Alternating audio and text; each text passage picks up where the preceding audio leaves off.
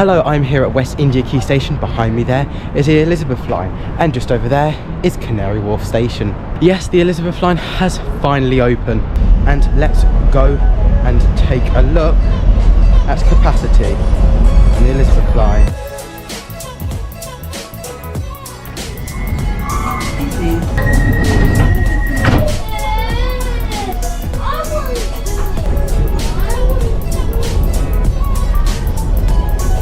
The Elizabeth line will help with capacity on the whole of the TfL network, including, yes, the DLR.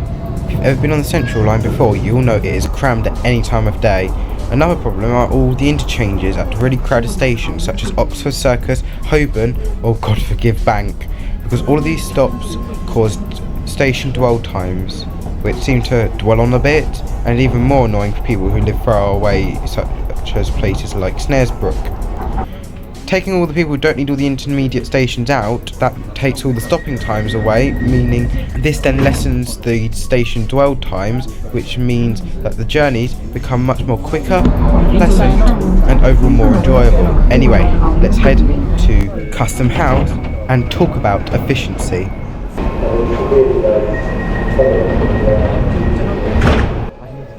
That took around 14 minutes, and crucially we passed through Canning Town Station and also had to interchange at Poplar. These stations get extremely busy, especially Canning Town, which has an interchange with the Jubilee line. It's London's third busiest tube line with a capacity at staggering 115%. The Elizabeth line helps here by bypassing all of the interchanges and taking the large influx of visitors straight to the ExCeL only in 14 minutes from Farringdon. This really helps, as I saw at Comic Con on the when I did the transport race, which there'll be a video about that coming out soon, so subscribe for that.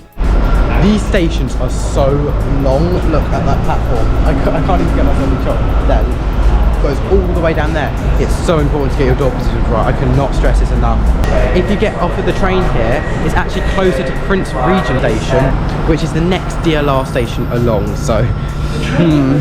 That's quite a big difference.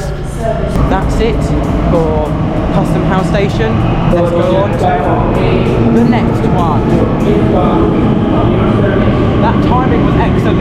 I couldn't have done that much faster. This is a lot faster than the previous 34 minutes, and everybody knows that the less time people spend on the network, the more efficient things will be. Now it's time to talk about airports. While Heathrow is currently not connected to the core stations of the Elizabeth line at the moment, it currently takes over the Heathrow Connect services from Paddington, giving a cheap alternative to the overpriced Heathrow Express, which doesn't even have any fancy fishbowl trains anymore. The Piccadilly line is the only tube line that goes to Heathrow, and although it's only at 91% capacity, nowhere near to the Central line, I have to admit there's a lot more intermediate stations, and the trip just seems to take absolutely forever. This makes the Piccadilly line less of a tourist hotspot and reduce the amount of large luggage which will take up a lot of space on the trains. The Elizabeth line is also helpful for flight connections to other airports in a quick manner. You can get to Gatwick and Luton via Thameslink from Farringdon, and trains to Southend and Stansted via Greater Anglia from Liverpool Street. Not to mention that you can get trains to London City Airport via the DLR from Canary Wharf. That is all 6 London airports accessed easily from one single line. Think of all those travellers that would normally have to be crowding up on a Central line train and having to interchange at loads of busy stations. Are you kidding? With all their luggage. The advert board. Anyway, let's wrap things up now, as we're now approaching Liverpool Street.